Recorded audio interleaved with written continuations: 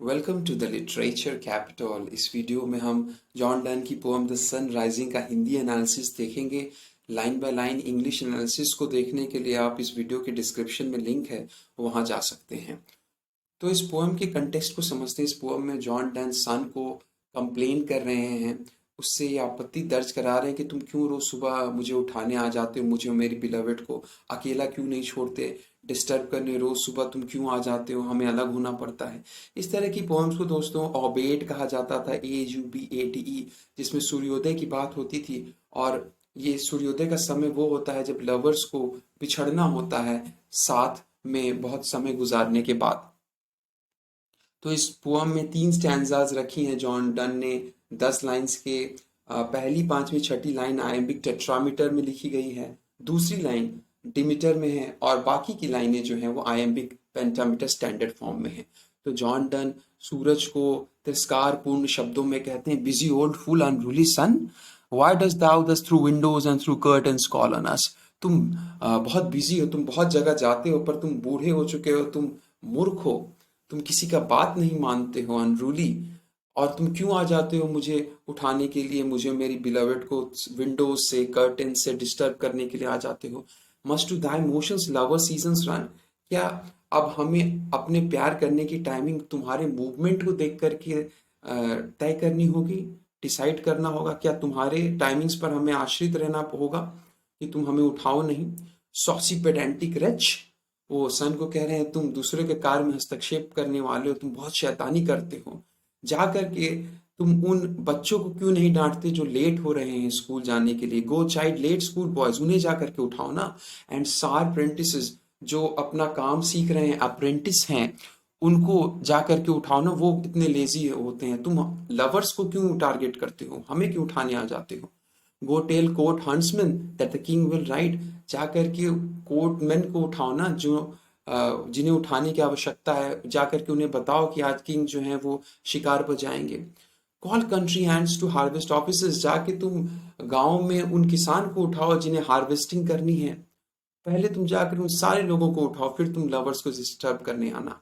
Love all alike, no season knows no climb, nor hours, days, months, which are the racks of time।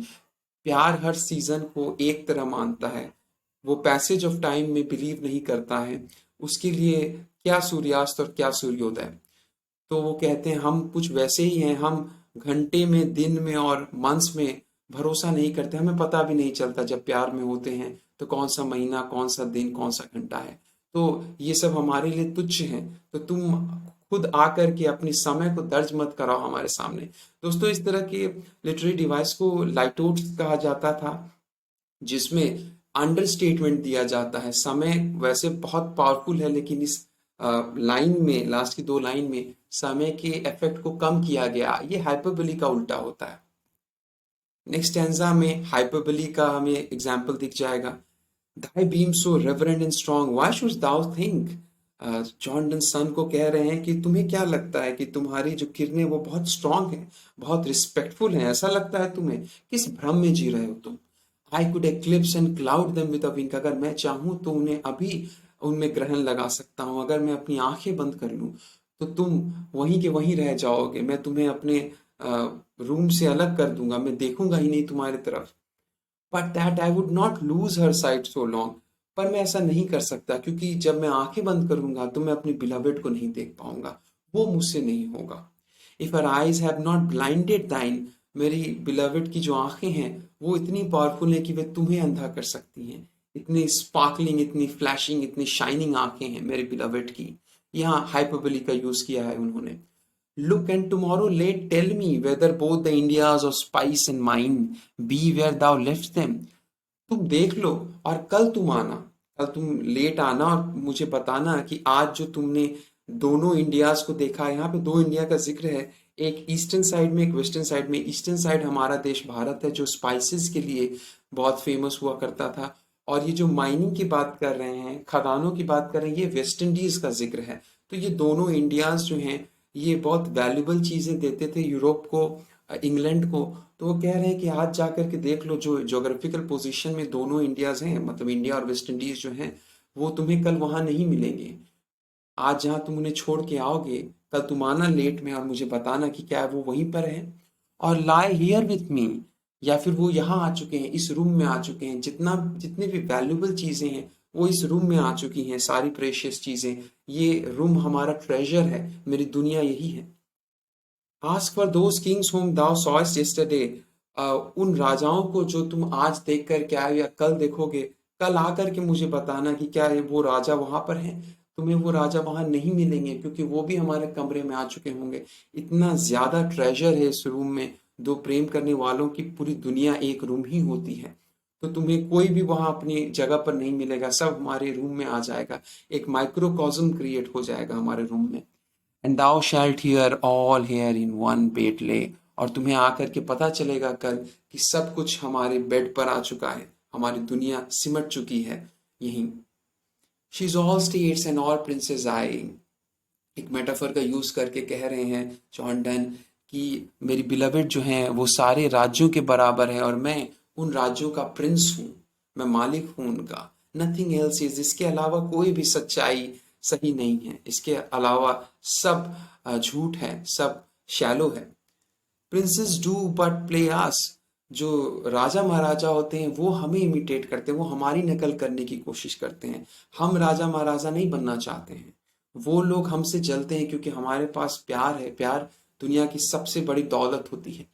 Compare to this all honours mimic, और हमारे प्यार से जब किसी भी honour, किसी भी इज्जत की तुलना की जाएगी तो उसे बस ढकोसला कहा जाएगा, उसे एक इमिटेशन कहा जाएगा।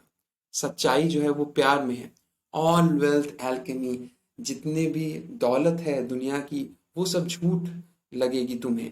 एल्केमी केमिस्ट्री और मैजिक का मिला हुआ एक स्टडी, एक विद्या हुआ करती थी उस समय में, जो बेस मेटल को गोल्ड में कन्वर्ट करती थी। ये सुपरस्टिशन था कि जो बेस मेटल होते हैं कॉपर, टीन, लेड, उन्हें गोल्ड में चेंज किया जा सकता है।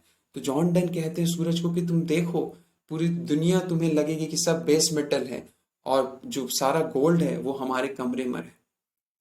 Thou sun art half as happy as we, तुम सूर्य होकर के भी हमसे आधे ही खुश हो सकते हो। In that the world's contracted thus, क्योंकि पूरी दुनिया जो है वो कंडेंस होकर के इस कमरे में आ गई है और तुम उतने खुशी नहीं जाहिर कर पाओगे जितने हम कर सकते हैं क्योंकि हमारे पास प्यार है। Thine age asks ease and since thy duties be to warm the world, तुम बूढ़े हो चुके हो, तुम्हें थोड़ा रिलैक्स करने की जरूरत है और तुम्हारे ड्यूटीज इतने कड़े हैं कि तुम्हें पूरी दुनिया को वार्म करने की ड्यूटी दे दी गई है।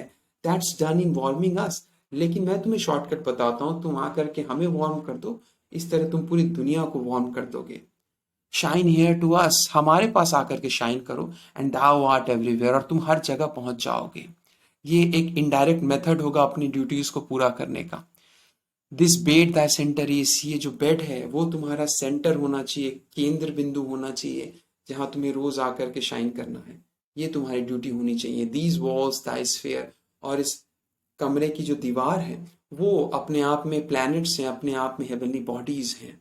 तो तुम यहाँ आकर के शाइन करो, तुम पूरी दुनिया में छा जाओगे। ओके, आई थिंक आपको ये